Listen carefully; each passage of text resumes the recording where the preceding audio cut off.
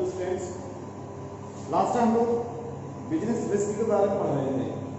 कुछ एक पॉइंट थे बिजनेस रिस्क को लेकर कि कैसे कैसे किसी बिजनेस में नुकसान हो सकता है।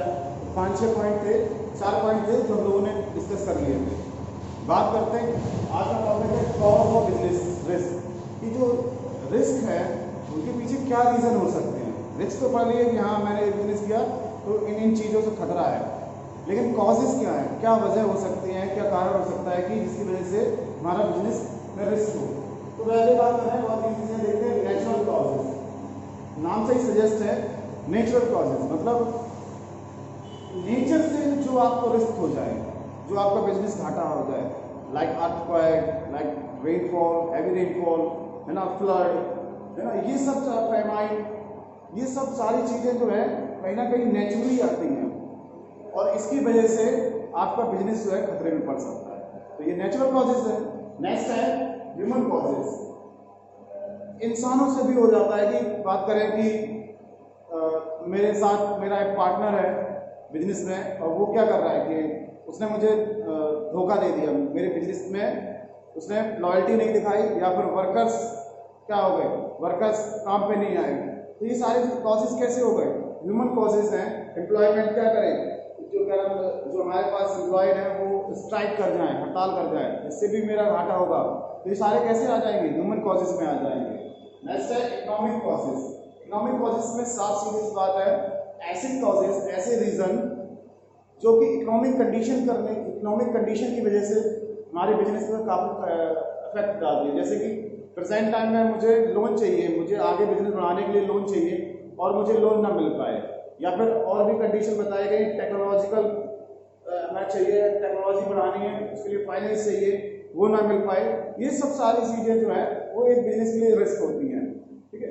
नेक्स्ट है अदर कॉजेज। अदर कॉजेज में आ जाते हैं कि लाइक पॉलिटिकल कंडीशन कैसी हो जाए, गवर्नमेंट की पॉलिसी बदल जाए, है ना, और जो पैसे हैं वो डिमोनेटाइजेशन हो जाए। जैसे कि अभी डिमोनेटाइजेशन हुआ था, पैसे बंद हो गए थे, इसमें बहुत सारे बिजनेसमैन को नुकसान भी हुआ था। तो ऐसी कंडीशन जो है वो अदर कॉजेज में आते हैं।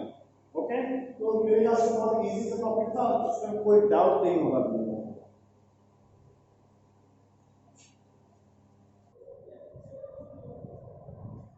जैसे हम लोग नेक्स्ट टॉपिक पे आते हैं। नेक्स्ट और लास्ट टॉपिक है starting a business basic factor. अगर एक एंटरप्रेन्योर, एक उद्योगपति एक बिजनेस स्टार्ट करने जा रहा है तो उसके लिए बेसिक फैक्टर क्या होंगे, मतलब कुछ ऐसी चीज़ें जो बिजनेस डालने से पहले उनको कंप्लीट कर लेगा, उनको देख लेगा कि हाँ ये सब कुछ सही सलामत है, तब जाके वो एक बिजनेस लॉन्च करेगा। तो वही पहले पहले चीज़ें क्या देखता है, तो सबसे पहले पॉइंट है सिलेक्शन ऑफ बिजनेस। कि एक एंटरप्रेन्योर बिजनेस का सिलेक्शन करेगा, वो ये देखेगा मार्केट में सबसे ज़्यादा डिमांड किसकी है, सबसे ज़्यादा चीज़ें कौन सी बिक रही हैं, लोग कितनी चीज़ें अफोर्ड कर सकते हैं, कितने कैटेगरी, देखो अलग अलग सोसाइटी में अलग अलग कैटेगरी के लोग होते हैं कि हाँ एक बहुत पैसे वाले, फिर मिडिल, फिर बिल्कुल गरीब। वो कोशिश करेगा कि एक बिजनेस स्टार्ट कर रहा है, क्या क्या एक गरीब इंसान भी खरीद सकता है, एक अमीर इंसान भी। कुछ बेसिक चीज़ें ऐसी होती हैं तो सब यूज़ करते हैं, जैसे नमक हुआ, चाहे वो अमीर बना रहा है चाहे गरीब बना रहा है, सब यूज़ करते हैं। टी, वीट, ये सारी चीज़ें एक बेसिक चीज़ें होती हैं जो चाहे अमीर बना रहा है चाहे गरीब बना रहा है, सारे यूज़ करते हैं। तो एक एंटरप्रेन्योर बिजनेस का सिलेक्शन करेगा कि उसे कौन सा ऐसा बिजनेस करना है जो सभी की डिमांड में रहता हो। ठीक है, तो ये हो गया। फिर इसके बाद क्या करेगा, वो सेकंड करेगा size of the firm. Business जो खोलने वाला है यहाँ पे साइज डिफर कर रहा है कि बिजनेस जो स्टार्ट करने वाला है क्या वो बेसिक छोटे से लेवल से स्टार्ट हो सकता है या फिर उसके लिए बहुत बड़ा फर्म, बहुत बड़ा प्लांट लगाना पड़ेगा। तो एक एंटरप्रेन्योर फर्म का साइज चूज करेगा कि क्या वो छोटे से प्लांट में भी उतना प्रोडक्शन कर सकता है या फिर उसे और ज़्यादा एरिया चाहिए। तो साइज ऑफ फर्म में ये हो गया। नेक्स्ट है चॉइस ऑफ द ऑनरशिप। अब एक एंटरप्रेन्योर क्या करेगा कि उसे ऑनरशिप को चॉइस करनी पड़ेगी, क्या वो अकेले खुद बिजनेस करने जा रहा है या फिर पार्टनरशिप के साथ करेगा, या फिर उसके पास वर्कर कौन कौन से होंगे, वर्कर क्या लॉयल होंगे। तो ये सब ऑनरशिप में आ जाएगा कि उसे देखना पड़ेगा कि जो वो बिजनेस डाल रहा है उसमें कौन कौन से ऑनर है, कौन कौन सी चीज़ें वो साथ में रखेगा। नेक्स्ट है location of the business enterprise, कि उसने अगर एक बिजनेस डाला है तो उसकी लोकेशन क्या है। अगर वो लोकेशन ऐसी जगह रख दे रहा है जहाँ पे उसे रॉ मटेरियल या फिर अदर जो प्रोडक्शन करने के लिए ज़रूरी है वो नहीं मिल पा रहे हैं, उसको वो दूर से मंगा रहा है, तो ऐसे फ़ायदा भी नहीं है कि प्रोडक्शन की जो लागत है गुड्स की वो ज़्यादा आ रही है।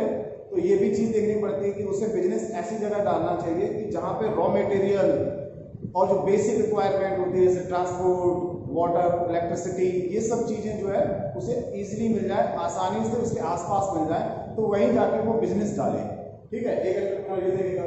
नेक्स्ट है financing the proposition. Financing the proposition कि एक एंटरप्रेन्योर क्या करेगा कि वो ये देखेगा कि उसके पास कहाँ से कैपिटल वो लगा सकता है। जैसे कि पैसे उसके पास आ गए हैं, अब वो पहले फिक्स एसेट खरीदेगा। फिक्स एसेट का मतलब लैंड एरिया हो गया, फिर बिल्डिंग बनाएगा, ये सारी चीज़ें, फिर मशीन खरीदेगा, ये सब फिक्स एसेट है। इनको खरीदने के लिए उसे कहाँ से फाइनेंसिंग करने की जरूरत है, कहाँ से वो पैसा जो है वो निकालेगा और बाद में उसको चुका देगा। ठीक है, तो इसमें तो ये हो गया फिजिकल फैसिलिटीज। लगभग ऐसे ही है कि पहले प्लांट जो है दो तरीके से चलते हैं, एक तो फाइनेंशियल सोर्स से, एक फिजिकल सोर्स से। फिजिकल सोर्स में क्या हो जाएगा कि उससे पहले वो machinery, tools, equipment, fix asset जो है, लैंड एरिया, ये सब जो है वो क्या करेगा, पहले इनको पहले इकट्ठा करेगा, तब जाके वो अपना बिजनेस डाल सकता है। इसके बाद प्लांट लेआउट। प्लांट लेआउट का मतलब है कि layout means physical arrangement of the machines. Physical arrangement of the machine. एक प्लांट लगाने वाला है उसे पता होना चाहिए कि कौन सा प्लांट, कौन सी जो मशीन है, कौन सा सेक्शन है, किस एरिया में रखा जाएगा। मान लो कि फिनिश वर्क वाला जो फिनिश गुड्स तैयार हो गया, मतलब बनके चीज़ तैयार हो गई और वो एकदम बीचों बीच उसको स्टोर हो, प्लांट के बीचों बीच, तो ऐसा भी नहीं है। उसे क्या करना पड़ेगा, जो भी फिनिश वर्क तैयार हो रहा है उसको ऐसी जगह उसको स्टोर बनाना, उसको बनाएगा जहाँ पे जो ट्रांसपोर्टेशन वाले आए और तुरंत लोड करें और चले जाएं, उनको बीच में ना आना पड़े। इसी तरीके से रॉ मटेरियल के लिए वो ऐसा सेक्शन प्रोवाइड करेगा जहाँ पे जो भी रॉ मटेरियल आ रहा है वो सबसे पहले वहीं पे उतर जाए। तो इससे क्या होगा, प्लांट में जो ट्रांसपोर्टेशन हो रहा है वो कम होगा। तो ये हो गया प्लांट लेआउट, उसकी कौन कौन सी मशीनरी, कौन कौन से सेक्टर्स कहाँ पे उसे फिक्स करने, एक तरीके से डेकोरेट टाइप का। ठीक है, नेक्स्ट है tax planning. Tax planning, India में डिफरेंट टाइप के टैक्स लगते हैं, हर रॉ मटेरियल पे भी लगते हैं, ट्रांसपोर्टेशन पे भी लगते हैं। आपने फैक्ट्री लगाई, इसमें भी थोड़ा चार्ज लगेगा। तो इसको पहले प्लान करेगा कि हाँ कहाँ उसे टैक्स में उसकी हिस्सेदारी निकालनी है, इसके बाद ही वो बिजनेस स्टार्ट करने की सोचेगा। लास्ट आ रहा है हमारा लॉन्चिंग द एंटरप्राइज। अब ये सारी चीजें एक एंटरप्रेन्योर जब देख लेगा कि हाँ ये सब चीजें जो हैं वो सब सही हैं, तब जाकर वो अपना एंटरप्राइज यानी अपना व्यवसाय शुरू कर सकता है, अपना बिजनेस स्टार्ट कर सकता है। जब ये सारी चीजें वो देख लेगा कि सब कुछ जो है उसके बिजनेस के लिए सुटेबल है, इनमें से अगर कोई भी एक चीज कमी रहेगी तो वो सही करेगा उसको। अगर उसे फाइनेंशियल में प्रॉब्लम हुई तो पहले वो सही करेगा। अगर साइज का कंफर्म नहीं हुआ है कि फल का साइज क्या छोटा या बड़ा रखना है तो कंफर्म करेगा। फिजिकल फैसिलिटीज में देखेगा कि उसके पास मशीनें कौन कौन सी अवेलेबल हैं जिससे प्रोडक्शन तुरंत शुरू हो सकता है। जब ये सारे अरेंजमेंट वो कर लेगा तब जाके वो क्या करेगा, लॉन्चिंग द एंटरप्राइज। ठीक है, और ये सारी चीजें हैं बहुत इजीली समझ में आ गई। सारी इजी टॉपिक आप लोगों ने शायद नोटिस भी किया होगा। मैं हर एक टॉपिक को बहुत इजीली बता देता हूँ, इजीली कहता हूँ ये इजी है, बहुत इजी है। तो इजी इसलिए से क्योंकि मैं कुछ ऐसे तरीके से एक्सप्लेन करता हूँ कि आपको तुरंत समझ में आ जाता है, आपको लाइन टू लाइन पढ़ने की जरूरत नहीं है। मैंने पढ़ के रखा है, मुझे पता है कि इस वाले टॉपिक में क्या आएगा, कैसी चीजें एक्सप्लेन की जाएंगी। ठीक है, इसी के साथ आपका चैप्टर फर्स्ट खत्म होता है। आपके जो एनसीईआरटी में जो एक्सरसाइज दी गई है इसके मैं सॉल्यूशन जो है ग्रुप में डाल दूंगा, आप लोग वो अपनी फेयर कॉपी में कर लीजिएगा। थैंक यू, मिलते हैं नेक्स्ट चैप्टर के साथ नेक्स्ट वीडियो में।